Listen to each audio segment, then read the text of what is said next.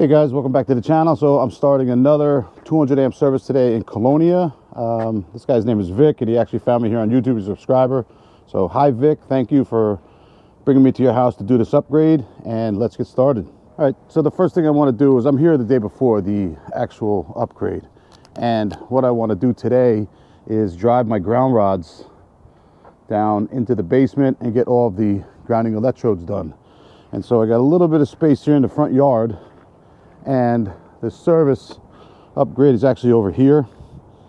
As you can see, it's definitely from 1960 something, 1950 even. They got a new meter, which is nice, but then you see as it goes up, it curves and it goes right through that mini split, which is kind of strange to me. So we're going to avoid doing that with the new 200 amp service by going up right next to that window. And so the code allows for going next to a window like that. You're normally supposed to be 3 feet away, but there's an exception to that rule, and we're going to use that exception here by going just above the top of the window with our service head, and then we're going to keep the drip loops away from the window, because the purpose of that section of the code is to make sure that if a fireman needs to get inside that window, he'll be able to. Now one thing I do got to watch out for is we do have a gas line right here, which I imagine goes right out to the street. Okay, and then we'll go downstairs and also check before we drive to make sure we don't hit any water line. Let's go take a look at that. The water main, this is the gas piping that you see. So what I want to do to avoid hitting the wood is drill somewhere right around here with that pipe, with the drill bit. And then we'll just fasten it down the wall, and we'll connect it probably over here on the water pipe. Right now they just got the jump, and this is the old one. Know that you cannot tie wrap it to the copper water pipe. You cannot do that, it's a violation. We have to secure it to the wall, and they used to do this with the furring strip. As you can see, that's the old grounding electrode conductor that goes there. They used to just do the supply side, but now they do the customer side too, the jumper, because if you remove that meter, you won't have continuity in your grounding electrode. Okay, so I'm gonna drive a ground rod approximately a foot to the left of that gas line, and then the other one way over here, because they need to be 6 feet apart. Now the idea is to get this started. Usually I keep it like a foot away from the house, try to push it in as far as I can before I start drilling. And then without even taking out my tape measure, I'm just gonna, I know that these are 8 feet, so if I put these two together like I have here, and I put this other one on this side just like this, I know that I'm at least 6 feet apart. But that's as far as it's gonna go down, is a foot. So I might have to get my ladder out to do this, but let's see.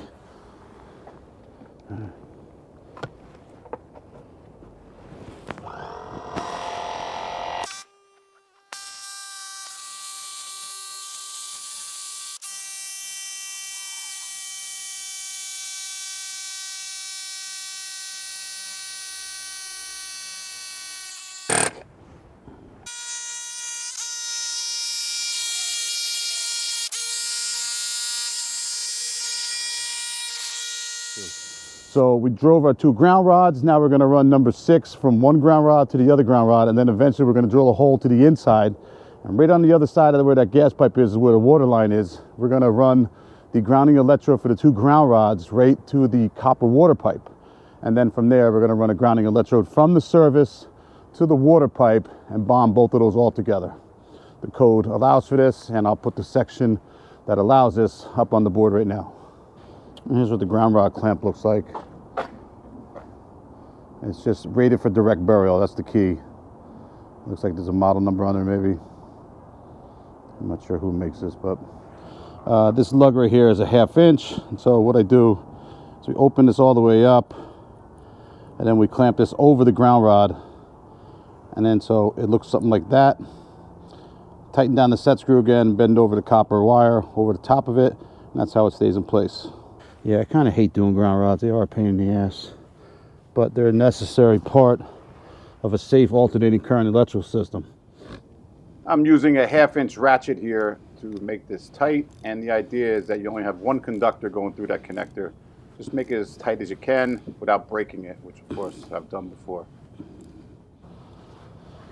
All right, so that pipe we saw, we did this with my light.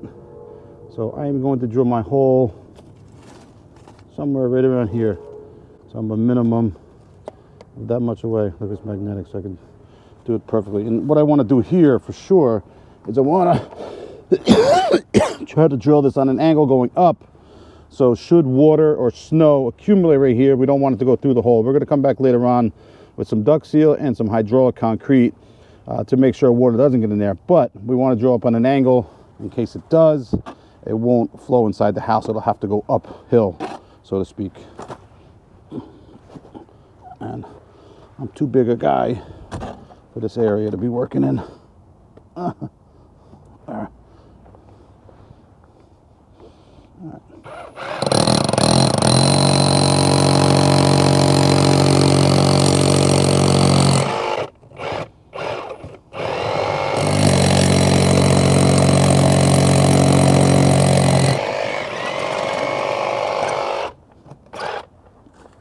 It pays to have nice tools, I can tell you that. I'm drilling through a cinder block, which obviously has two sides and a hollow in between it. And so when you're fishing this wire through, you got to get it not only through the first hole that you can see, but through the other hole on the other side that you can't see. All right, so here's my hole, my grinding electrode. It's perfect. Now we're just going to strap this down the wall and connect it somewhere on this side of the pipe right here. The code just referenced that the grounding electrical conductor here just be buried. It's not very deep at all. It's there, and I'm confident that it will not be damaged.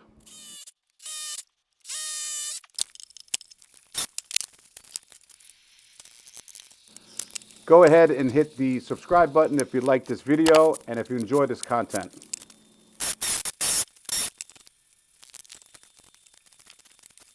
Okay, so not only am I doing the service upgrade here, but the reason why we're upgrading the service is because we're installing a EV charger. So this is another 200 amp service upgrade with a 60 amp circuit for an electric vehicle. This one's going to be number 6 conduit to the outside, and obviously the conductors outside, they have to be rated for outdoor locations or wet locations. So we're going to do the same thing we did a couple weeks ago, where we put the Romex wiring in place into a box. I think that's what I'm going to do. I might run conduit because it's a pretty simple run. And then to the outside for the electric vehicle. I'm using an SDS Max 1 1/8 drill bit to make this hole for the 3/4 inch conduit, and it fits like a glove. All right, so obviously here we drilled the hole through and we're ready to go. But what I need to do is get an accurate measurement here for that conduit. And what I'm going to do is put an LB on the other side. All right, so the plan here is to put this LB at a 45-degree angle.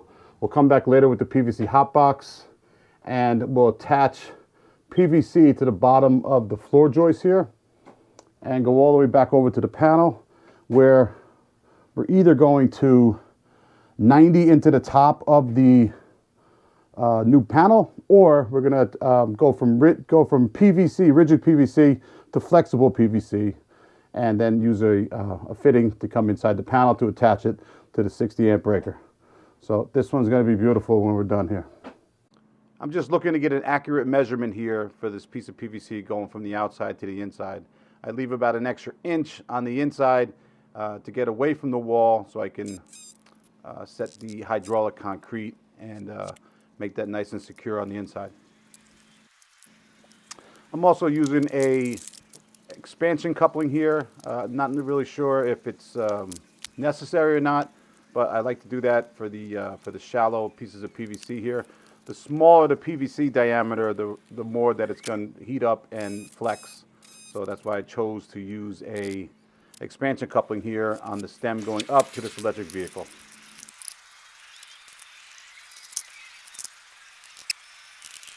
All right, I'm sorry, but the battery died. So what I wound up doing was feeding the branch circuit through the PVC into the basement.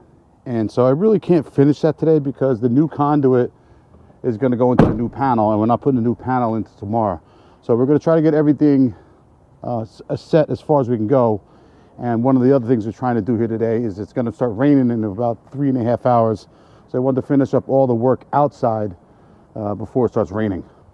All right, so it says L1 to the right, L2 in the middle, and then the ground on the far side. So that's what we're going to do. I think we'll start with the ground first. Oh, I forget. Did they want us to go around here?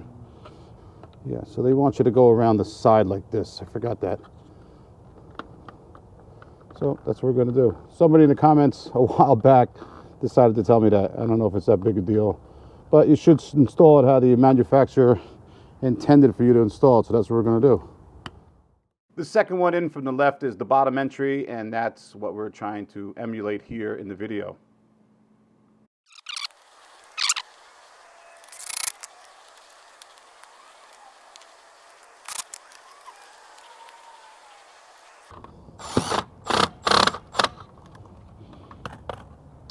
And then they want this tie wrap to secure the conductors, and there's a little hook behind here that you'll see. Okay, so there you have it. This tie wrap right here. We just attach it. We come into the top. So it easily tells us the ground, L2 and L1. So now we're able to put this cover on, and we're just about done here outside. It looks like we're going to finish up outside ahead of schedule right before lunch. It's only 20 minutes to 12, so good for me, huh?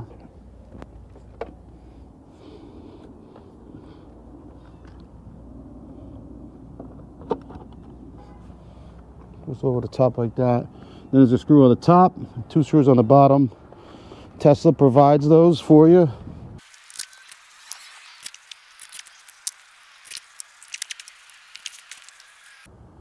All set.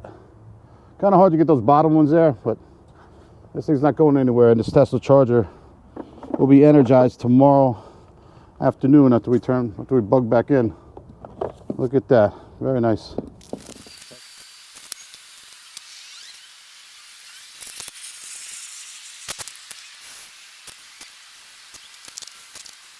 Okay, so what I want to do now is I want to extend this electric vehicle charger.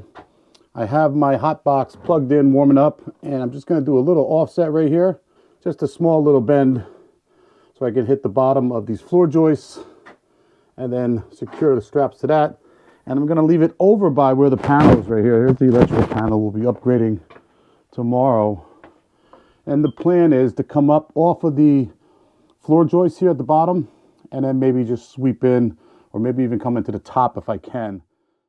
I'm really surprised to see that this hot box that I use is over 10 years old now, and is still working very well. There's some parts in it that are missing, that are not missing, but they've come loose. The shield up on the top to reflect the heat back onto the conduit, that came loose and it kind of flaps in the breeze, so I'm overdue to get one. Okay, so here's where it comes in from the outside. It's glued on there, so we're good there.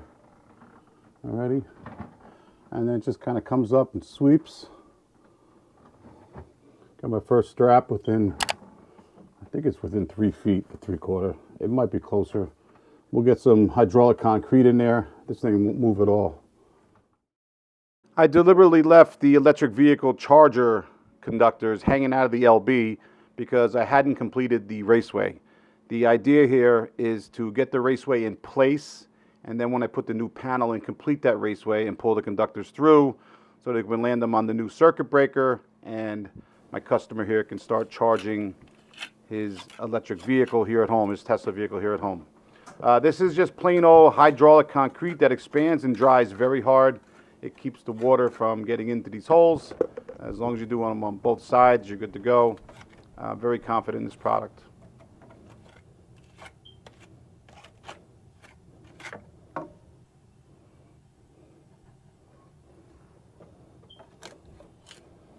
this stuff literally dries in, 5 to 10 minutes, so you can't really work with it anymore.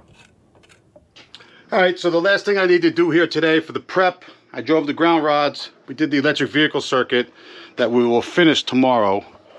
Obviously, we ran the conduit back to the panel, and then tomorrow we'll figure out how we're going to go inside of it with flex or with a 90-degree sweep. We're probably going to do the flex.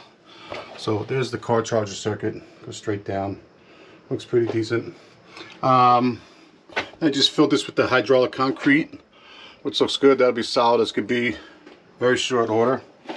But the last thing I need to do today is to run my #2 aluminum grounding electrode conductor, which I'm going to do now.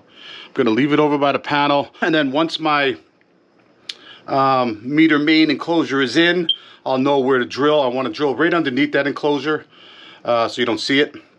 And then I'm going to come into the bottom of the enclosure with the grounding. So we're going to run the #2, and then we're going to call it a day. What I'm going to do is I'm going to run that grounding electrode conductor right along this girder, okay? Now this girder is supported by these columns that were put in, okay? These aren't original. Those were definitely made up later on. But you see there's 3 of them here holding up this 4x6 piece of lumber. Looks like it might be undersized, but I'm not an expert there. But anyway, these lolly columns, these adjustable lolly columns, hold this girder in place, and that supports the floor joist above it so that the floor is nice and level. Anyway, we're going to run our conductor, our grounding electrode conductor, right along it until we get to about here, and then we're going to run it through this joist space and leave it hanging over there by the dryer vent. Table 250 Tech 66 determines the size of the grounding electrode conductor based on the service entrance conductor size. At our house here, we ran #2 aluminum because we are using 4/0 aluminum service entrance conductors. If you like this video, hit the like button and subscribe, and we'll see you on the next one. Hi, boys. Hi, Gonz. Hi, Gonzo. Hi, Jet. Where's Gus? Where is Gus? Thanks for watching this video. Be sure to subscribe, and we'll see you on the next one.